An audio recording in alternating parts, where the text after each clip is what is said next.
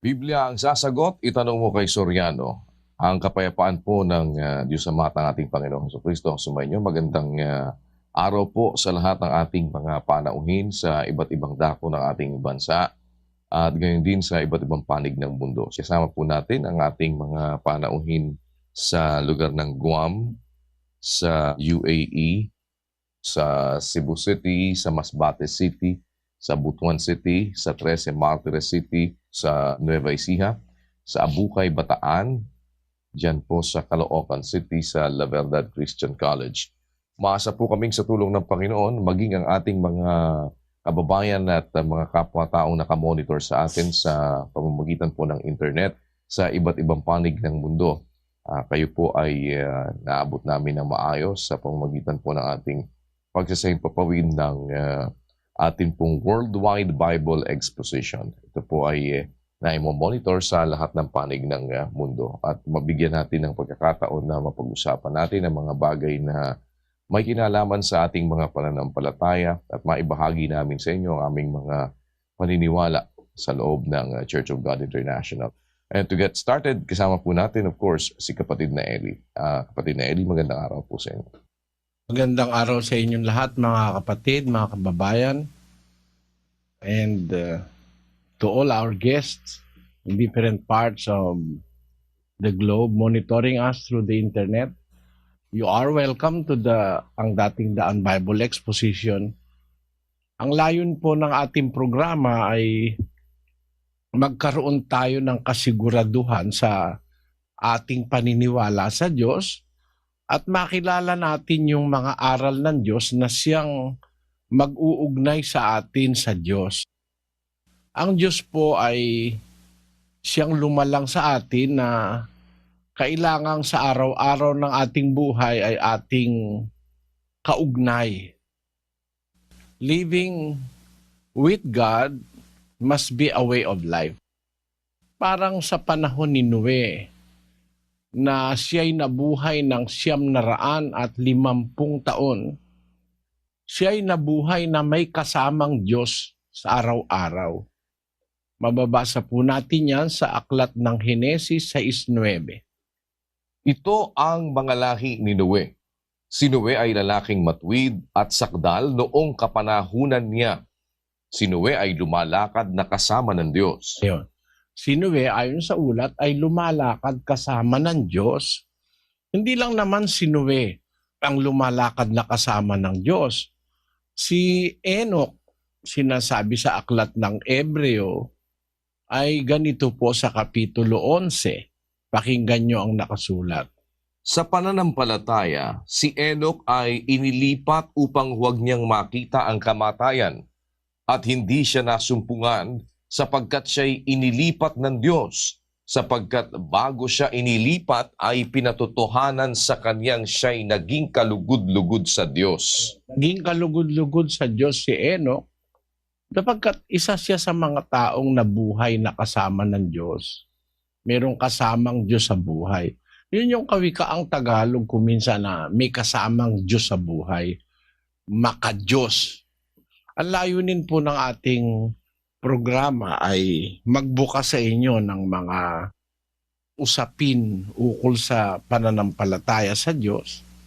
Ano man ang inyong relihiyon, naniniwala po kaming may mga taong talagang naghahanap ng Diyos sa buhay mismo sa kanilang relihiyon. Hindi nila makita ang Diyos, naghahanap sila. And to those people, we are willing to cater or to share the faith that we have found in the scriptures. At umaasa kami na magiging mabunga para sa ating lahat ang pag-aaral na ito ng salita ng Diyos. Umpisa na tayo, kapatid na Daniel. Opo, Kapatid na Eli, at agad nating puntahan ang ating pong panauhin sa Sharjah, sa lugar sa United Arab Emirates. Go ahead, please. Paano po nagkaroon ng imahen o rebulto na mukha ng Diyos? At meron po ba nakakita sa mukha ng Diyos? Paano nagkaroon ng imahen o rebulto na mukha raw ng Diyos? Tinan mo mga mukha ng kanilang Diyos. Iba-iba. Ibig sabihin, hindi nga totoo. Dahil kung totoo yan, Bakit naman na napakatindi naman ng pagkakaiba ng kanilang mukha ng Diyos nila? Yan mga imbento lang, kapatid. Hindi totoong ang Diyos ay nakita ng tao yung mukha. At noong panahong naririto si Kristo sa lupa, wala pang retrato noon. Wala pang photography noon para ma-record yung mukha niya. Kaya nga noon siyang panahon na yun nagkatawan tao Dahil kung ngayon siya magkakatawan tao, sasamba ka ng sasamba sa mga retrato.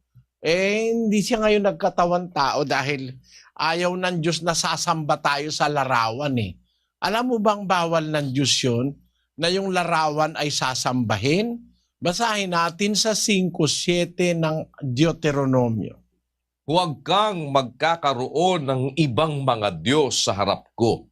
Huwag kang gagawa para sa iyo ng larawang inanyuan na kawangis ng anumang anyong nasa itaas sa langit o ng nasa ibaba sa lupa o ng nasa tubig sa ilalim ng lupa.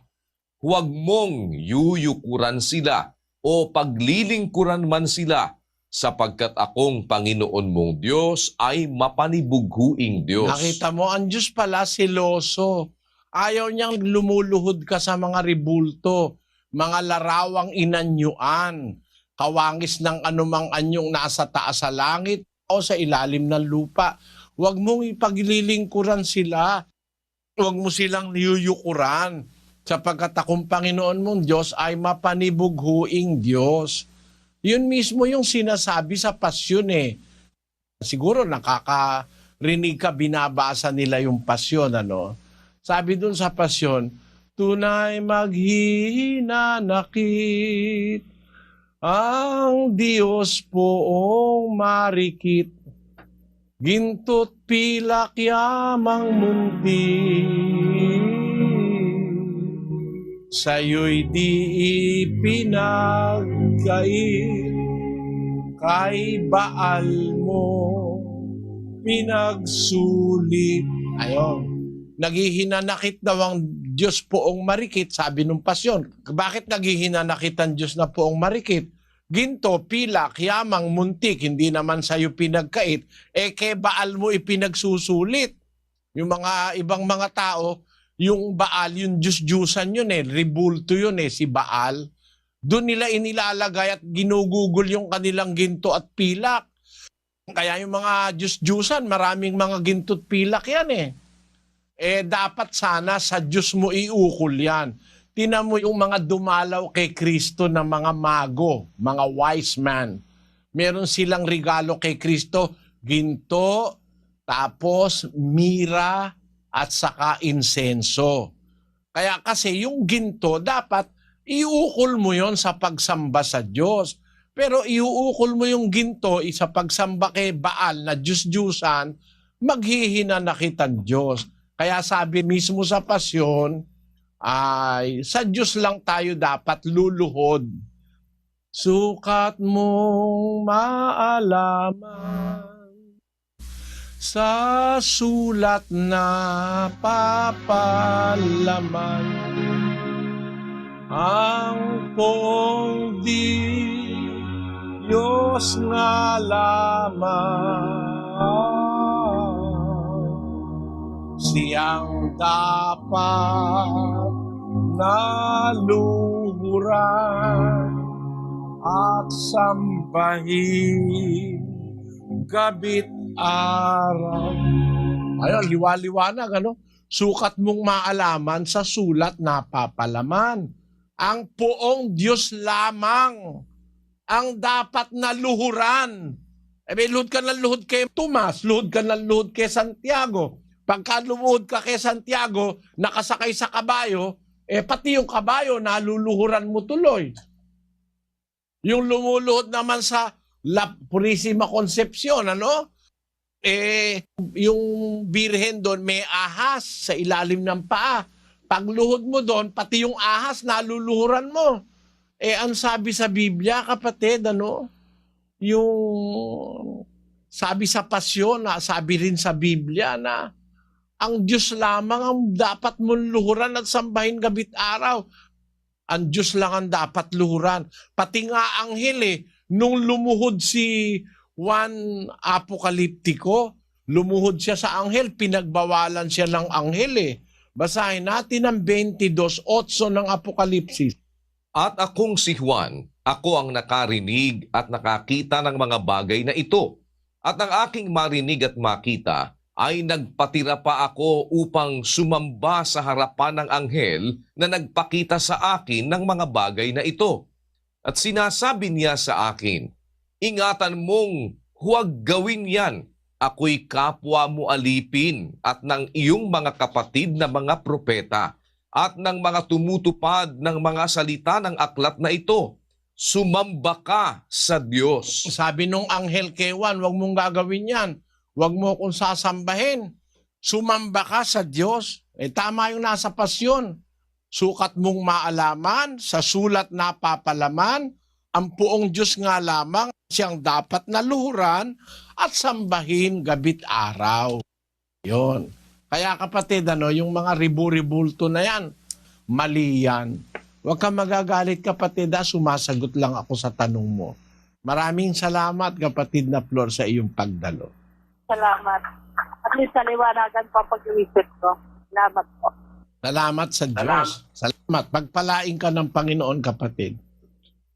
Salamat po at lipat naman tayo ng Guam, kapatid na Bernard Sakayan. Go ahead, Guam please. Brother Eli, Brother Daniel, we have here with us tonight Sis Joy, a member of Roman Catholic Church, and here is our question to Brother Eli.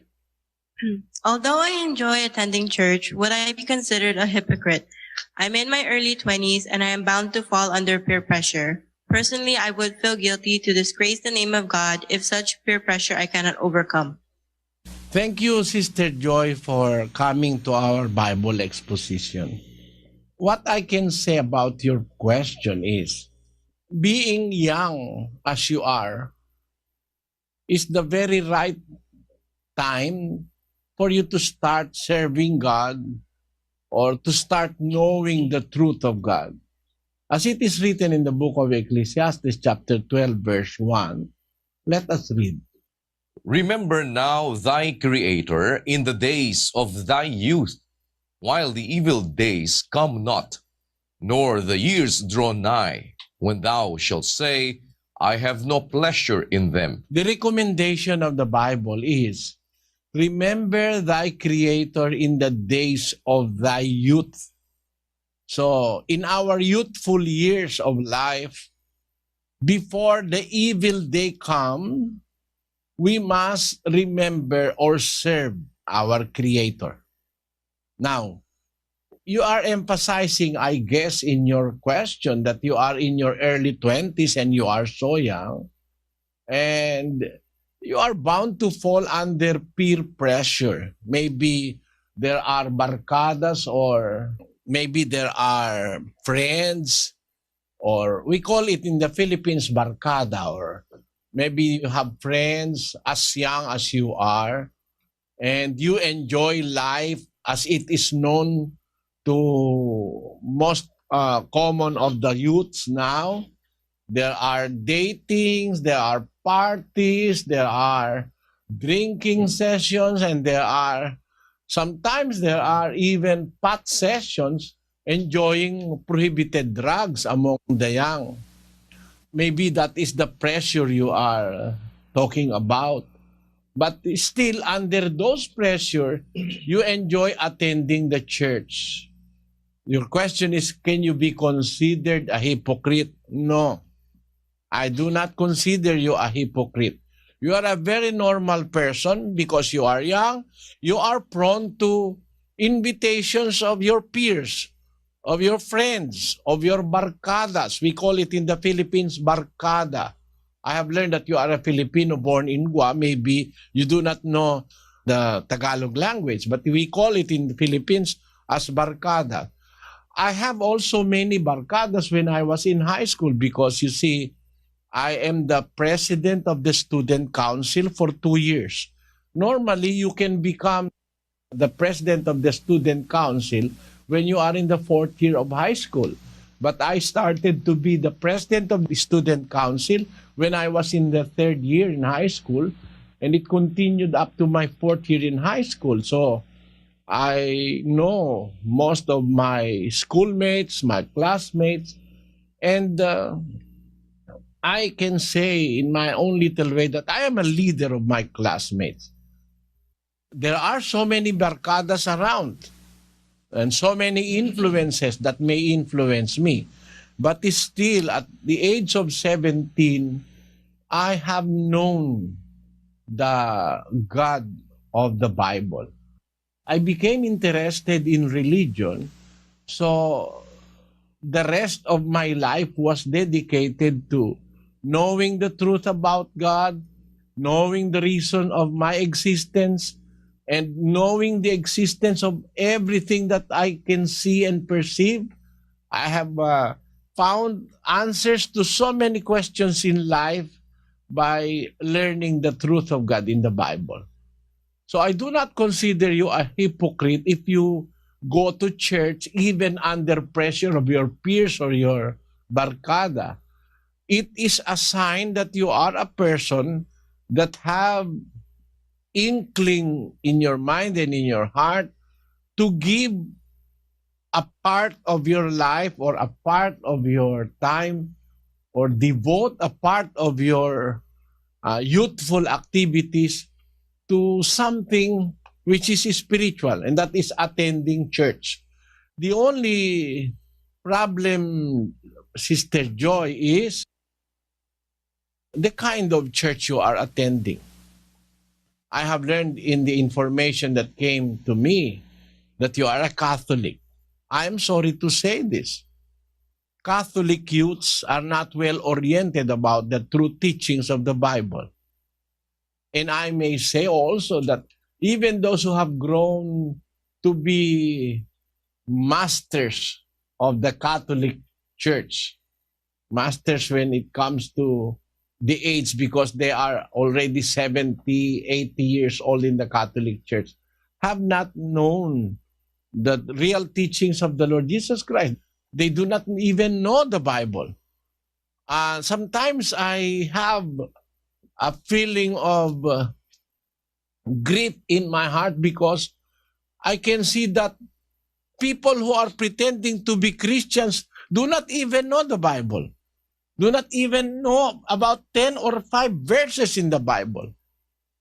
When they believe that the Bible is the basis of their faith, and faith is the most important part of our living on earth, and faith is the most important thing that we must fix our attention to, because it is the way by which we can attain salvation and to live forever with God in eternity. They are just telling stories. They are not reading the Bible. They are not teaching the entire Bible. Not what like the apostles have done during the time of the apostles. They preached the teachings of the Lord Jesus Christ unceasingly, day and night. As the Apostle Paul said in Acts 20:31. Therefore, watch and remember that by the space of 3 years I ceased not to warn everyone night and day with tears. See? By the space of 3 years I cease not. Without ceasing, he is teaching the brethren, warning everyone night and day with tears. That's the kind of preacher the Apostle Paul was. He was very much concerned about the soul of the brethren in the church. Meaning, sister, being youthful as you are now, being 20, I started a little earlier than you. I started at the age of 17 searching for God. And I thank God from the bottom of my heart, I was not frustrated. I'm thankful that I have discovered the truth that I am now preaching unto all the world. So, to your question, can you be considered a hypocrite? I do not consider you as one. I believe that someday, maybe with God's calling and with God's guidance, you may find that real way to salvation. And remember, friends may come and go. but we need God in our daily lives. Thank you for your coming to our exposition, and if you have some more doubts, please feel free to tell us. We are more than willing to serve you. Thank you very much. Thank you. You're welcome.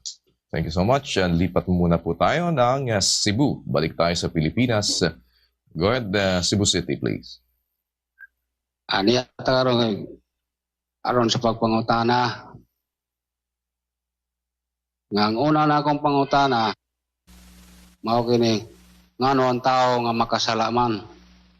O ang ikaduha na akong pangutana, ngano nga ang sa akong pagkatao namatan ko man ang Katoliko kay kitang tanan Katoliko man. Maura na. Salamat Igsoon sa pag-attend mo.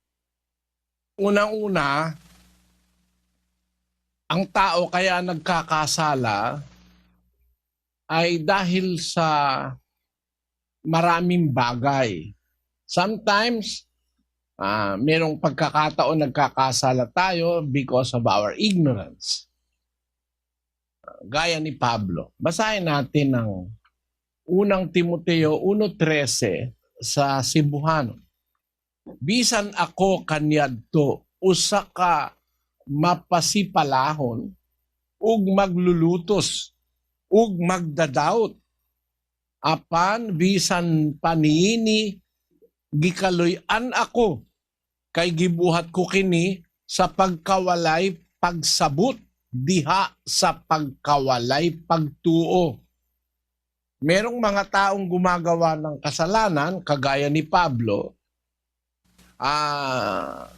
sa pagkawalay pagsabot, diha sa pagkawalay pagtuo. Merong mga tao nagkakasala dahil hindi niya alam, mali pala yung ginagawa niya. Meron naman dahil wala pa siyang pananampalataya. Yan mga dahilan kaya nagkakasala ang tao. Isa pa, merong nanunukso sa tao. Ang sabi doon sa 5:8 ng unang Pedro, ganito kapatid.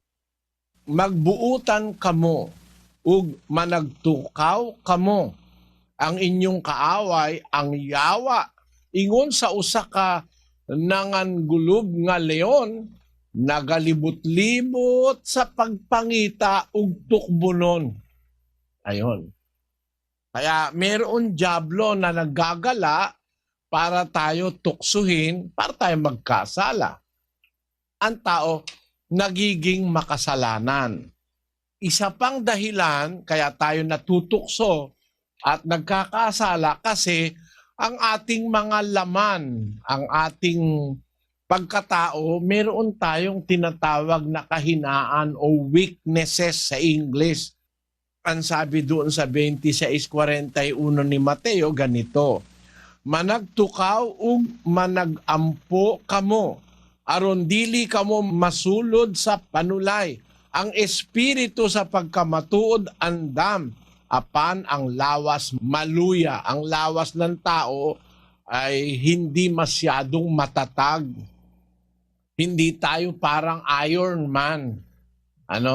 Hindi tayo kagaya ni Superman. Ang lawas maluya, ibig sabihin mahina ang laman. May weaknesses tayo. Kaya ang mga dahilan niya ng pagkakasala natin. Pero meron naman tayong pag-asa kasi ang Diyos nagpapatawad naman ng kasalanan kung nagbabago naman tayo. Halimbawa, nakagawa ka man ng kasalanan, natuto ka namang magbago, nagkaroon ka ng takot sa Diyos, pinapatawad naman ng Diyos yung kasalanan. Yun ang sagot ko dun sa iyong unang tanong, kapatid. Doon naman sa tanong mo, Catholic, pinanganak ang Katoliko, ba't merong ibang relihiyon? Alam mo kapatid, diyan sa Pilipinas sa atin, akala ng mga Katoliko, sila lang ang relihiyon. Sila raw ang unang-una. Mali yan Actually, kung titingnan mo sa kasaysayan, mas nauna pa ang Muslim sa Pilipinas doon sa bandang South. Sa bandang South, nauna ang mga Muslim. Nung dumating si Magellan, dala-dala yung relihiyong Katoliko doon sa Leyte. Alam mo, matagal na ang Muslim sa Mindanao bago nakarating ang Katoliko. Kasi kung titignan mo sa mapa, ang Mindanao malapit sa Malaysia. Ang Malaysia isang lugar ng mga Muslim. Ang Islam nakarating sa Pilipinas on the 14th century. Basahin nga natin ito, Sis Luz. Opo, ayan. Islam reached the Philippines in the 14th century with the arrival of merchants and missionaries from the Arabian Peninsula and from India. Filipino Muslims make up about 5% of the population and are concentrated in the southern island of Mindanao. The Bangsamoro or Muslim nation, a term used to define the disparate ethnic group that profess Islam in the Philippines as their religion, have been fighting the most protracted war of independence in world history. These include the Tausugs and the Maranaos. The Islamic separatist movement in the Philippines had been and is being waged for almost 5 centuries against the Spanish, the Americans, the Japanese, and the predominantly Christian Filipinos of today's independent republic. Filipino Muslims follow the Sunni tradition. Alam mo kapatid, yung Islam nauna pa sa Pilipinas 14th century. Ang Katoliko dumating sa Pilipinas 16th century. Natatandaan mo ang history natin, si Magellan kasi dumating sa Limasawa Island noong 1521. 16th century na yon. So nauna ng 100 taon ang Islam sa Pilipinas bago dumating ang Katoliko. Kaya lang diyan sa banda ng mga Bisaya at sa Luzon, ang akala ng mga tao nauna ang Katoliko sa Pilipinas, hindi. Nauna ang Muslim. Lang sa ibang parte ng mundo, nauna naman ang Katoliko. Dumating ang Muslim, kagaya doon sa Brazil, ang Katoliko nauna bago magkaroon ng Muslim. Sa Amerika naman, ang naunang mas natanggap ng mas marami ron yung Protestante, yung Protestant movement. Kaya sa Amerika, mas marami Protestante kaysa sa Katoliko. Kumporme yan sa lugar. Ngayon, bakit sabi mo merong iba pang relihiyon? Marami kasing relihiyon na itinayo ang mga tao. At karamihan sa mga relihiyong itinayo ng tao, yan negosyo. Ang gusto sa tao, pera. Pakinggan mo sa isang talata ng 2 Korinto 2:17. Kay kami, dili ingon sa daghan, nga nanapi lamang pinaagi sa pulong sa Dios. Kundili ingon nga mga minamatud-on, kundili ingon nga gikan sa Dios. Sa atubangan sa Dios nagasulti kami tungod kang Kristo. Sabi ni San Pablo, kay kami dili ingon sa daghan, ay daghan-daghan, nga nanapi lamang pinaagi sa pulong sa Dios. Maraming relihiyon nangungwarta lang sa tao. Sa Biblia, wala namang bayad yung mga binyag, mga aral, bawal pabayaran yan. 11:7 ng 2 Korinto, ang sabi, kung nakasala ba ako tungod sa hilabihang pagpaubos ko sa akong kaugalingon, aron pagbayawon kamo, kay gimantala ko kaninyo ang maayong balita sa Dios sa walay bayad.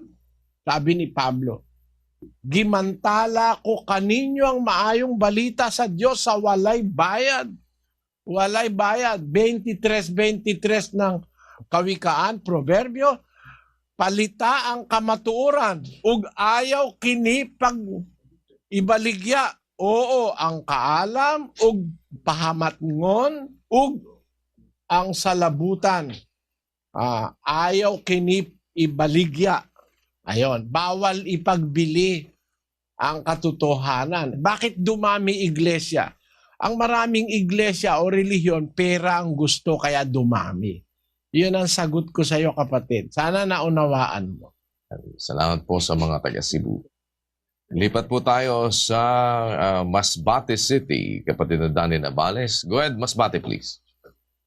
Salamat po sa Diyos. Magandang araw po kapatid na Eli, kapatid na Daniel. Mula po dito sa Masbate City, ang atin pong ilan sa mga bisitang magtatanong po kay Brother Eli ay si kapatid na Nancy Manlapas, isang Katoliko from Masbate City.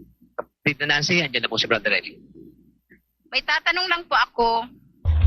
Ano po ba ang tamang araw ng pagsisimba tulad ng ang dating daan at Katoliko, Iglesia ni Cristo, Sabadista, Mormons, Baptist at Saksi ni Jehovah at iba pa?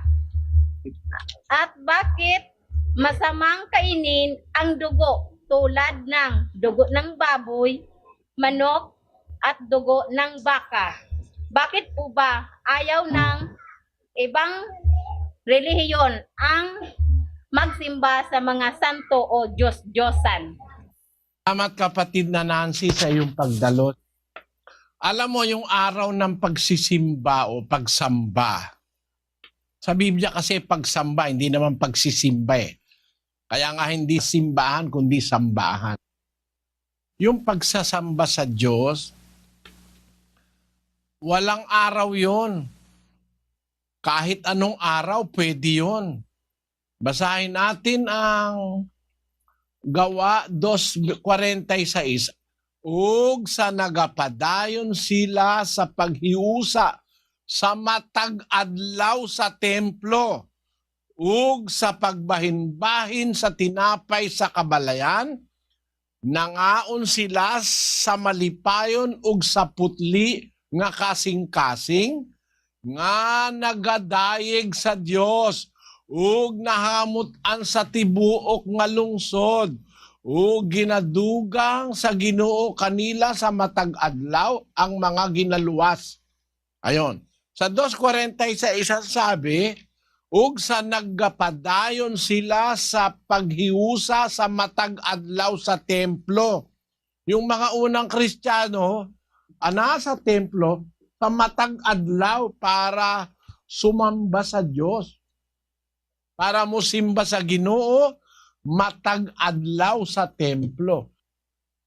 Ang ibig sabihin, kahit anong araw pwede tayong sumamba sa Diyos. Yun ang sagot ko sa una mong tanong. Ngayon, ang ikatlo mong tanong, bakit ang ibang relihiyon ayaw magsimba sa mga santo o Diyos-Diyusan? Diyos-Diyusan nga yun, masamang sambahin yun. Masamang sasamba ka dun sa mga Diyos-Diyusan.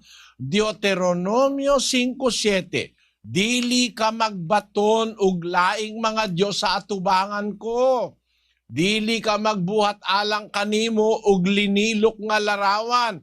Ni sabisan unsa nga dagway, sabisan unsa nga butang nga atua sa ibabaw sa langit, kun sa ilalom sa yuta, kun sa tubig sa ilalom sa yuta. Dili mo iyukbo ang imong kaugalingon kanila, ni mag-alagad kanila. Kay ako ang Ginoo nga imong Dios, mao ang Dios nga abughuan, nga nagaduaw sa pagkadautan sa mga amahan sa ibabaw sa mga anak, ug sa ibabaw sa ikatulo, ug sa ikaupat nga kaliwatan sa mga nagadumot kanako. Ayon. Dili mo iyukbo ang imong kaugalingon kanila dun sa mga ribulto. Bawal yun eh. Talagang bawal ka sumambaron dahil gawa lang ng kamay ng tao yun. Di naman Diyos yun. 17:29 ng buhat. Busa kay kita kaliwat sa Diyos, dili angay nga maghunahuna kita nga ang pagka-Diyos sama sa bulawan, kun sa salapi, kun sa bato, nga kinulit tungod sa kabatid ug paglalang sa mga tao. Ngayon, dili Ano ba ibig sabihin ng dili? Bawal. Diling angay nga maghuna-huna kita nga ang pagka-Diyos o pagka-Diyos noon sama sa bulawan, kung sa salapi, kung sa bato, nga kinulit tungod sa kabatid ug paglalang sa mga tao. Bawal ng Diyos na sumamba ka dun sa Diyos-Diyusan. Kaya bawal talaga yon, kapatid. Yung isa mo pang tanong, bakit masamang kainin ng dugo tulad ng dugo ng baboy, dugo ng manok? Alam mo, yung dugo kasi sa Biblia, isang bagay siya, usa ka nga butang sagrado. Sagrado. Ang dugo sagrado para sa Diyos. 17:11 ng Levitico, ang sabi niya dito, kaya ang kinabuhi sa unod, anaa sa dugo. Ug ako naghatag kaninyo niya naron sa pagtabon sa sala sa inyong mga kalag sa ibabaw sa halaran.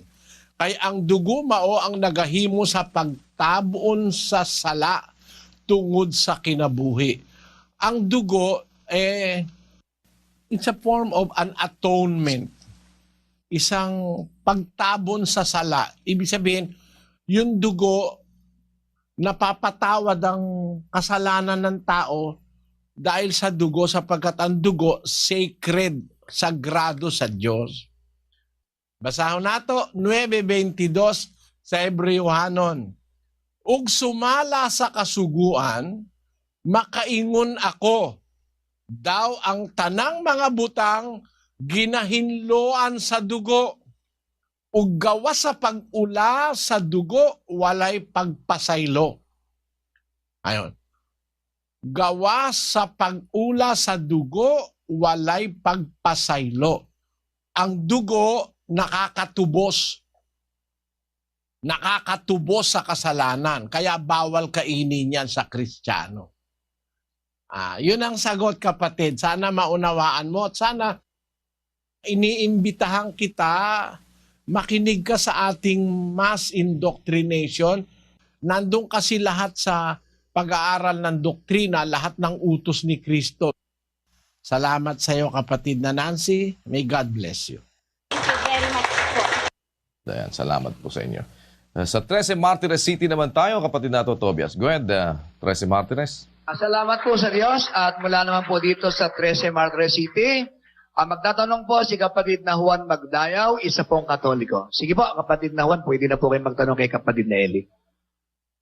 May tanong ko lang po, sa isang relihiyon, tama ba magbigay ng abuloy kahit hindi membro? At bakit sa Katoliko ay may bayad kapag bibinyagan ang bata? Yun lang po. Salamat sa iyo, kapatid na Juan. Sa unang tanong mo, sa tunay na iglesyang nasa Biblia, hindi sila tumatanggap ng abuloy sa mga hindi sumasampalataya, sa hindi kapatid.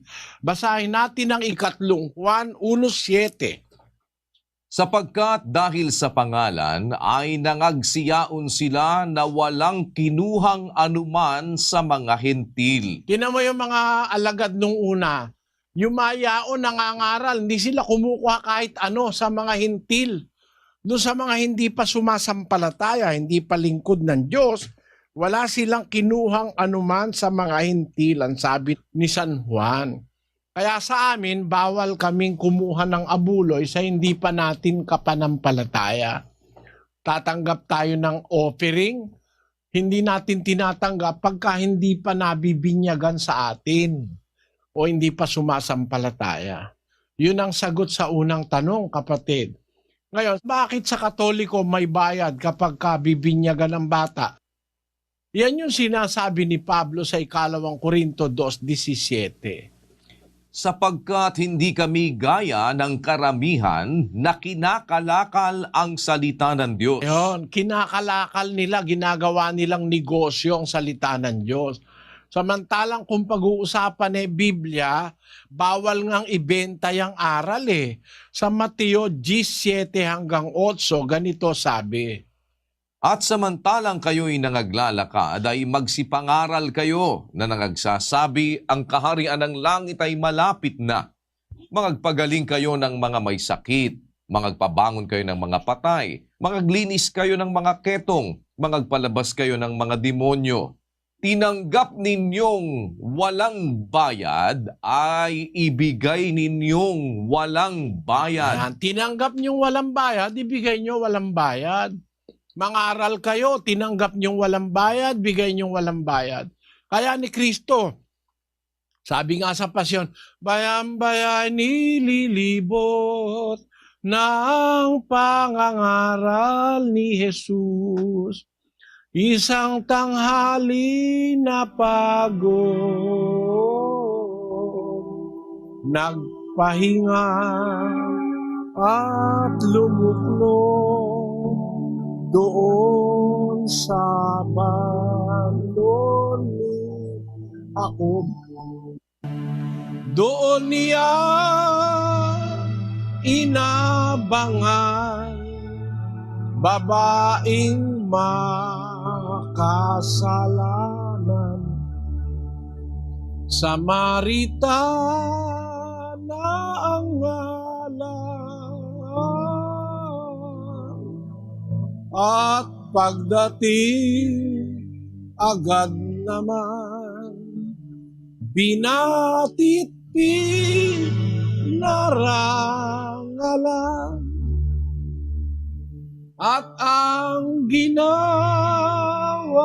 dahilan, daang sukat maaralan, kanyang pinakiinuman,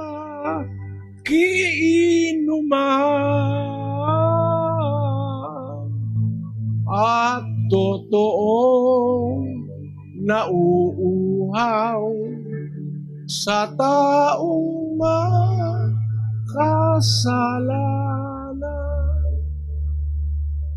Ang madlang lingid na sala ng abang sa Maritana, agad ipinakilala ni Jesus na poong Ama. Pinagsisihang talaga. Ayun. Tapos yung babaeng Samaritana, yun ang inalok niya nung tubig ng buhay. Alam mo ba yung inalok niyang tubig ng buhay? Kung anong klaseng tubig yung inalok niya sa Samaritana? Basahin natin sa Isaiah 55:1. O lahat na nangauuhaw, magsiparito kayo sa tubig at siyang walang salapi. Magsiparito kayo, kayo'y magsibili at magsikain. Oo, kayo'y magsiparito, kayo'y magsibili ng alak at gatas ng walang salapi at walang bayad. Yung tubig na iniaalok ni Kristo, walang bayad yon.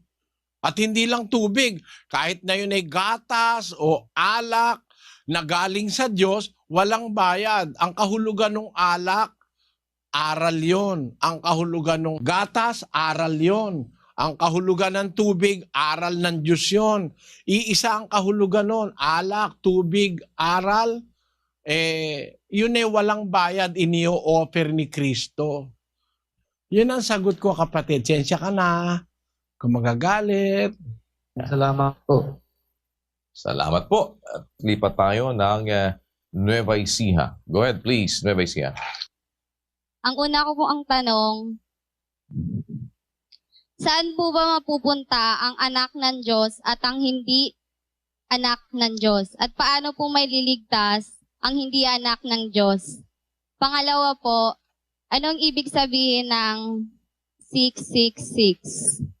Alam mo, ang mga anak ng Diyos, mapupunta sa langit, doon sa kaharian ng Diyos. Basahin natin ang 14:1 ng Juan. Huwag maglumihana ng inyong puso. Magsisampalataya kayo sa Diyos. Magsisampalataya naman kayo sa akin.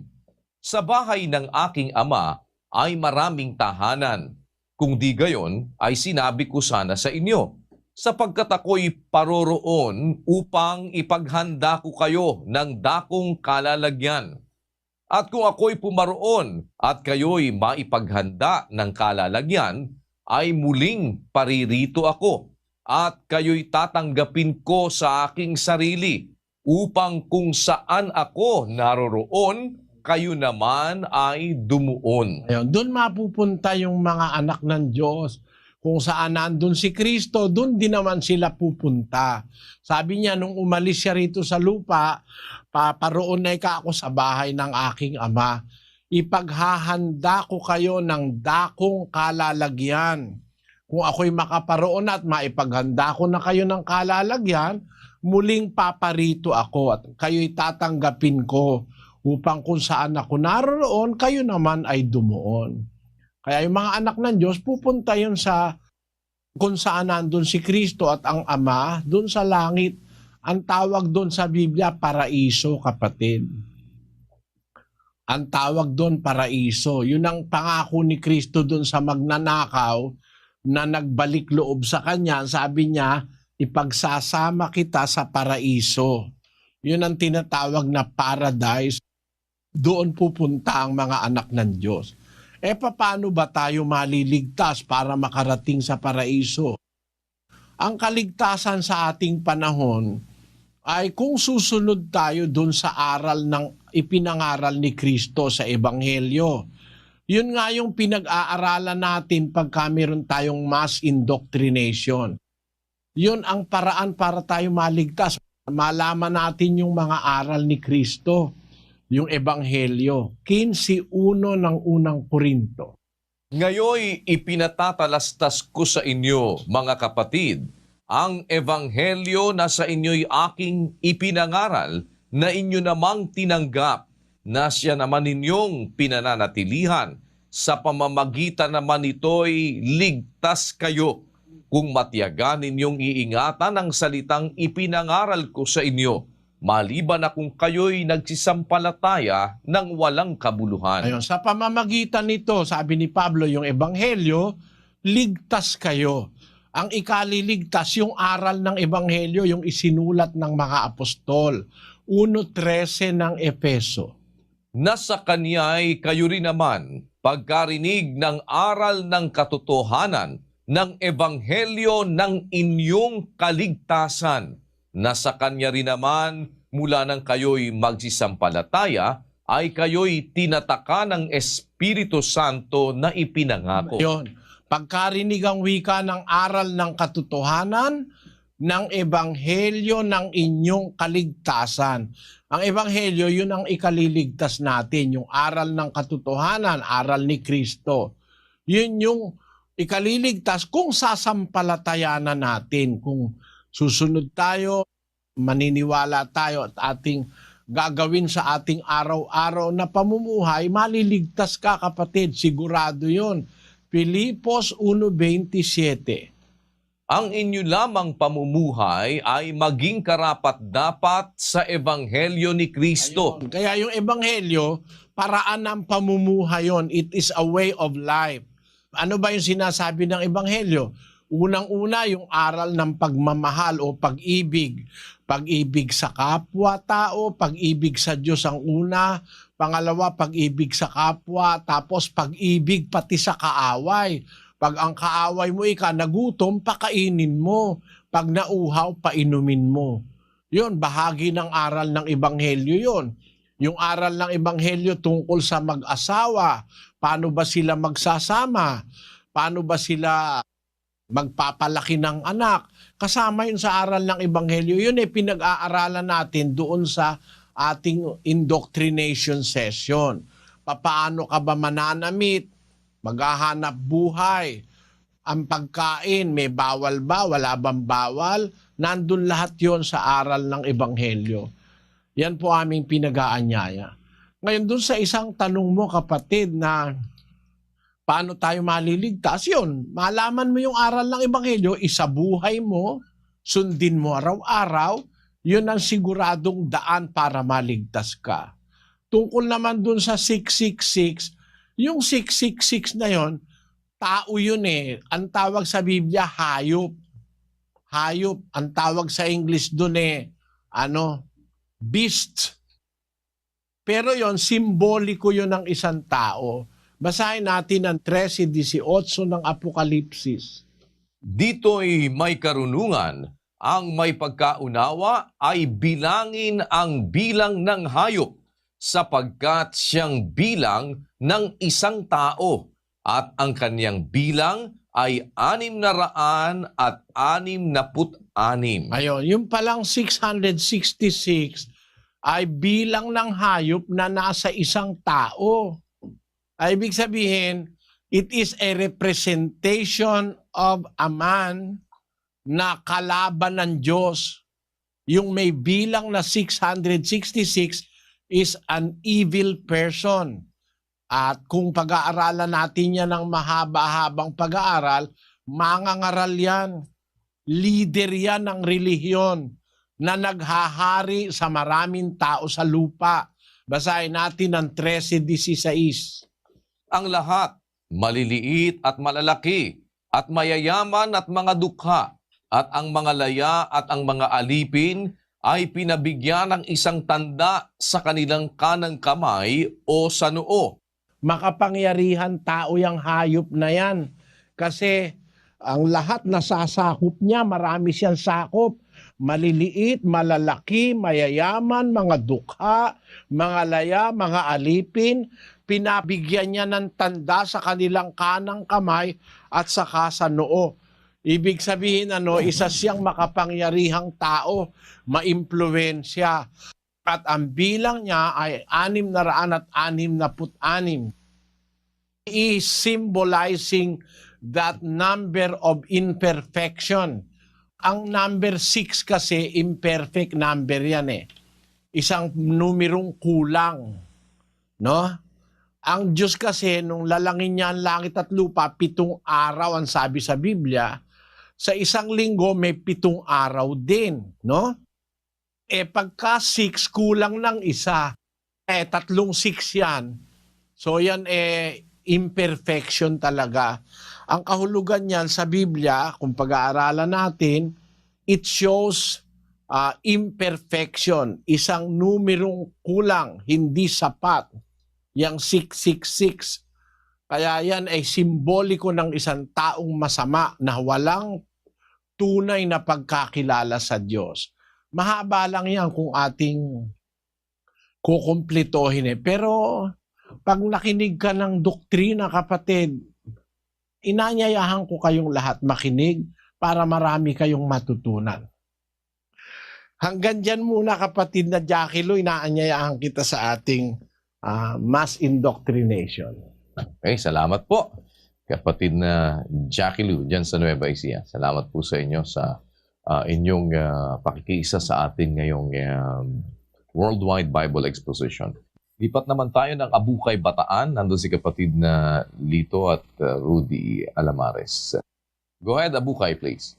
Opo, kapatid na Daniel, kapatid na Eli, salamat po sa Diyos.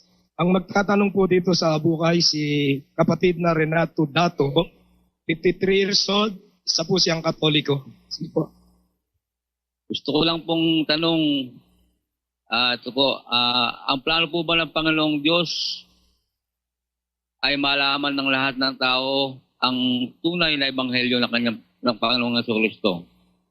At bakit marami po ang naging reliyon sa ating bansa na gayong nagkaroon lang po ng pagkawatak-watak dahil sa marami nilang kaalaman tungkol po sa ebanghelyo? At hindi ba niya pwedeng alisin po ang kasalanan dito sa ating sanlibutan at linisin ang ating kaisipan? Yun lang po. Alam mo, kapatid, pwede namang ang Diyos mamilit eh. Kung gusto niyang mamilit, pwede kanyang pilitin. Kaya lang hindi namimilit ang Diyos eh. Binigyan niya tayo ng free will o tinatawag nating freedom. to choose for ourselves. Yun ang dahilan kung bakit ang tao kung minsan ay gumagawa ng mga iba't ibang kasalanan dahil meron siyang free will, meron siyang kalayaan, pinili niyang gamitin yung kanyang kalayaan na gumawa siya ng kasalanan. Basahin natin ang 8:11 ng Ecclesiastes. Sapagkat ang hatol laban sa masamang gawa ay hindi isinasagawa agad. Kaya't ang puso ng mga anak ng mga tao ay lubos na nangalalagak sa paggawa ng kasamaan. Palibasa, hindi agad nagpaparusa ang Diyos, ang mga tao naman, lubos na nalalagak sa paggawa ng kasamaan. Hindi naman kasi, halimbawa, nangalo niya ka, hindi naman agad paparusahan ka agad eh. Ha?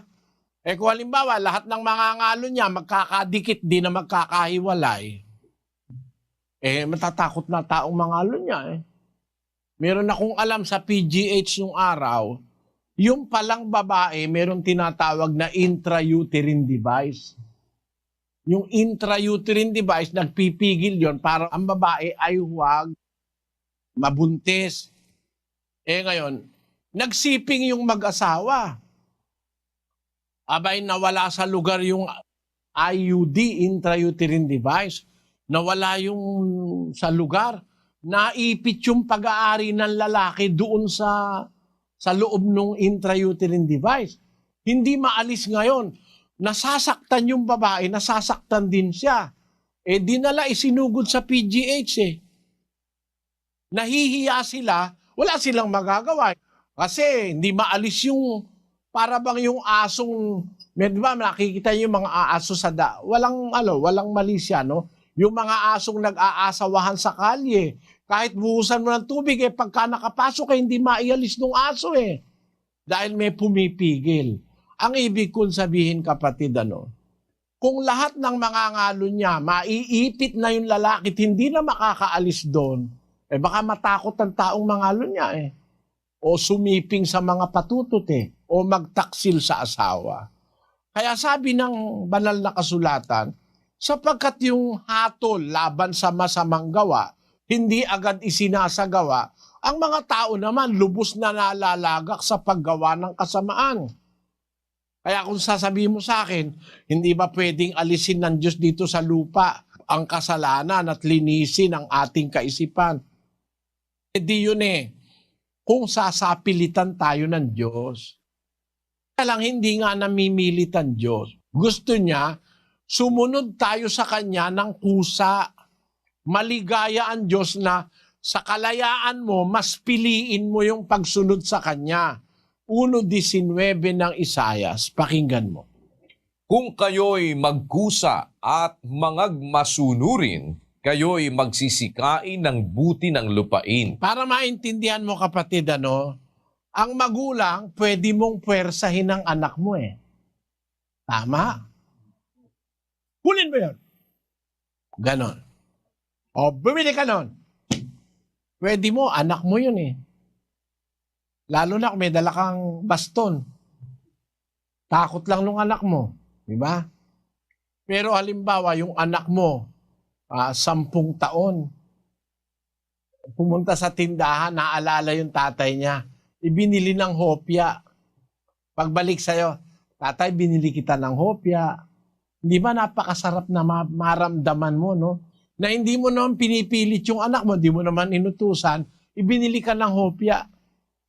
Kusa niya. Napakasarap nun eh. Kahit sino pang tao gumawa nun, asawa, anak, kaibigan, nagkusa, hindi mo siya hininga, hindi mo siya pinilit. Nagkusa siyang gumawa sa iyo ng mabuti, nararamdaman mo maligaya ka. Ganun ang Diyos. Pagka tayo nagkukusa, maligaya ang Diyos doon. Ayaw niya na susunod tayo sa Kanya dahil pinipilit niya tayo. Ayaw na mamilit ng Diyos. Kaya nga, yung mga taong iba, kung meron tayong kalayaang magkusa o hindi magkusa, yung iba ang gusto nila kasalanan ang piliin nila. Yun ang dahil kaya maraming kasalanan sa lupa. Ngayon, doon sa tanong mo, pwede ba niyang linisin ang ating kaisipan? Kung tayo ay magpapasakop sa Diyos, magagawa ng Diyos sa atin lahat ng gusto niyang gawin pag nagpasakop ka. 4:7 ng Santiago. Pasakop nga kayo sa Diyos, datapwat magsisalangsang kayo sa Diablo, at tatakas siya sa inyo. Ngayon, sabi si Santiagong alagad, pasakop nga kayo sa Diyos. Kailangan pasakop ka sa Diyos. At pagka nagpasakop ka sa Diyos, ang Diyos na ngayon ang mamamahala sa iyo. Alam mo kasi, kapatid, ganito, no? Ang sikreto kaya ang tao napasama. Nung umpisa, hindi naman masama si Adan saka si Eva. Wala naman silang mali Kasi sinasabi ng Diyos sa kanila, o dito kayo, ginawa sila ng halamanan, doon sila pinatira. Tapos, alagaan niyo yung halamanan. Tapos, diyan kayo kakain. Bawat puno, makakakain kayo. Ito lang nasa gitna, huwag niyong kakainin ito, mamamatay kayo pag kinain niyo yan. So, ang tao nung araw, nung umpisang ginawa ng Diyos, ang Diyos ang nagsasabi kung ano gagawin niya, kung ano hindi niya gagawin, kung ano kakainin niya, kung ano ang kanyang trabaho, sasabihin ng Diyos sa kanya. Man is under the direct guidance of God. Pero nung si Adan ay lumabag sa sinabi ng Diyos, pinaalis sila sa Eden at nabuhay siya na siya na ang nagmamaneho sa kanyang sarili. Yun ang pagkakasama ng tao. Nang tayo ay kumawala sa direct guidance ng Diyos, nang kumawala ang tao dun sa direktong pamamahala ng Diyos, dun na siya nagkamali ng marami. Kumain na siya ng masasamang pagkain, uminom na siya ng masasamang inumin, gumawa na siya ng mga baraha, gumawa na siya ng mga shabu, gumawa na siya ng iba't ibang ikasisira ng kanyang sarili. Pero kung tayo lang magpapasakop sa Diyos, ang gagawin natin sa buhay, kung alin lang yung pinagagawa ng Diyos, hindi tayo sasama kapatid. Bubuti tayo. Ngayon, doon sa tanong mo na pwede bang linisin ng Diyos ang ating kaisipan, magagawa ng Diyos yun kung sumasampalataya tayo, papasakop tayo sa Kanya. Pwede niya tayong i-renovate, kumbaga sa isang building, o kaya pwede niya tayong i-remake sa Kanyang kapangyarihan. Basahin natin ang Tito 3:5. Na hindi dahil sa mga gawa sa katwiran na ginawa nating sarili, kundi ayon sa Kanyang kaawaan ay Kanyang iniligtas tayo sa pamamagitan ng paghuhugas sa muling kapanganakan at ng pagbabago sa Espiritu Santo. Ayun, makakagawa ang Diyos ng pagbabago sa atin kung papasakop tayo. Pagbabago sa pamamagitan ng Espiritu Santo. Ano ba yung mga pwedeng baguhin ng Diyos sa atin para luminis tayo? Basahin natin ang 6:9 hanggang 11 ng unang Korinto. O hindi ba ganinyo nalalaman na ang mga liko ay hindi magsisipagmana ng kaharian ng Diyos?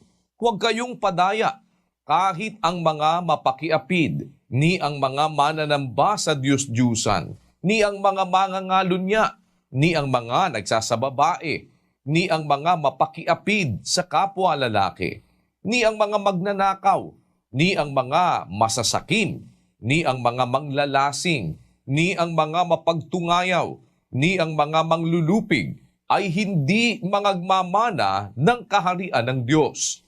At ganyan ang mga ilan sa inyo. Ngunit nangahugasan na kayo, ngunit binanal na kayo, ngunit inaring ganap na kayo sa pangalan ng Panginoong Hesukristo at sa Espiritu ng ating Diyos. Tamo, yung mga kaanib sa iglesia nung una sa Korinto, meron silang iba-ibang mga depekto sa buhay. Mga mangangalunya, mapakiapid, mananamba sa Diyos-Diyusan, mga nagsasababae, mapakiapid sa kapwa lalaki, magnanakaw, masasakim, manlalasing, mapagtungayaw, manlulupig. Hindi ka magmamana ng kaharian ng Diyos yan. Pero ganyan ang ilan sa inyo. Pero nahugasan na kayo, binanal na kayo, inaring ganap na kayo sa pangalan ng Panginoong Hesukristo at sa Espiritu ng ating Diyos. The Spirit of God can renovate our being. He can remake us as a being. Pwede niya tayong lalangin muli para iayos ang mga mali sa ating pagkatao. Gaya ng nangyari dun sa mga kapatid noon sa Korinto. Yun ang sagot dun sa isang tanong mo. Ngayon, ang sabi mo, ang plano ng Diyos ay ang malaman ng lahat ng tao ang tunay na ebanghelyo para maligtas. Pero bakit marami ang naging relihiyon sa ating bansa, gayong lalo tayong nagkakaroon ng pagkakawatak-watak? Alam mo kapatid, ang Diyos nga ay isang Diyos na hindi namimilit eh. Miski sa pasyong Katoliko eh. Gayon nga ni itong araw hanggang ika'y nabubuhay, kusang binabahalaan, mili ng anumang bagay, magaling o masama man, at dili nga magwiwika ang Diyos po ong dakila, totoong magpapabaya, matuwid ka matmalis siya, ay araw mo palibhasa, subalit kapag nalagot, hiningang loob ang marupok ng katawan mong mainom. Ang araw mo'y matatapos, ang iiral ay ang sa Diyos. Ayun, habang nabubuhay ka, masusunod mo ang gusto mo. Pero pag nalagot na yung hiningang lubang marupok, ang araw mo matatapos. Iiral naman yung sa Diyos. Kaya hanggang buhay tayo, meron tayong kalayaan pumili ng masama't mabuti. Matuwid ka matmalis siya, araw mo palibhasa, sabi ng pasyon. Hindi magwiwi ka ang Diyos poon dakila, totoong magpapabaya. Matuwid ka matmalis siya, ay araw mo palibhasa. Ganyan ang kalagayan natin ngayon kapatid. Pwede kang mamili sa dalawang bagay, mabuti o masama man. Ayun. Ngayon, doon sa tanong mo na yun na bakit dumami ang mga relihiyon at lalong nagkaroon ng pagkakawatak-watak? Kasi nga, meron tayong kalayaan, merong mga masasamang tao na ginawa ang relihiyon bilang negosyo. Basahin natin ang 2 Pedro 2:1-3. Ngunit may nagsilitaw din naman sa bayan na mga bulaang propeta, na gaya naman sa inyo'y magkakaroon ng mga bulaang guro na magpapasok sa lihim ng mga makakapahamak na mga hidwang pananampalataya, na itatatwa pati ang Panginoon na bumili sa kanila, na magtataglay sa kanilang sarili ng madaling pagkapahamak, at maraming magsisisunod sa kanilang mga gawang mahahalay, na dahil sa kanila ay pagsasalitaan ng masama ang daan ng katotohanan, at sa kasakiman sa mga pakunwaring salita ay ipangangalakal kayo. Tamog, ang relihiyon kalakal, sa kasakiman sa mga pakunwaring salita, ipangangalakal kayo. Ito naman mga ibang iglesia dyan sa atin. Ang miyembro ginawang kalakal, ipinapangako sa mga politiko, ipangalakal yung miyembro, at hindi lang yung miyembro ang pinapangalakal.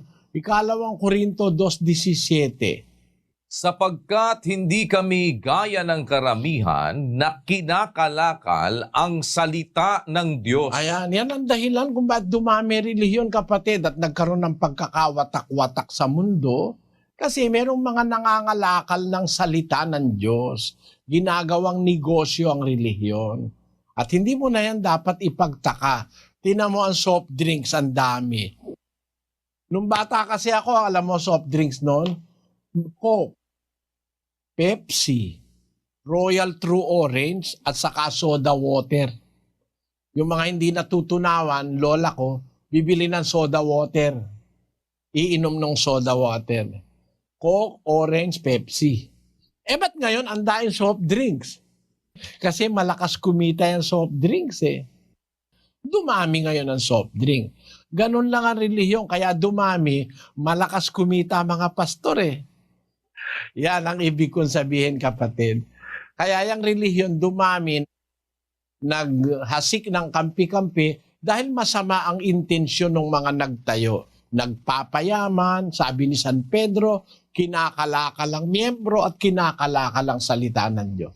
Salamat sa iyo, kapatid na Renato. Salamat po sa mga taga-Abukay, Bataan. With that, ay atin pong pinasasalamatan una sa lahat ang Panginoon sa isa pang mabuting pagkakataon na binigay sa atin para tayo po ay makapagsagawa ng ating Worldwide Bible Exposition. Salamat po muli sa Panginoon sa isa pang mabuting pagkakataong makapaglingkod sa inyo.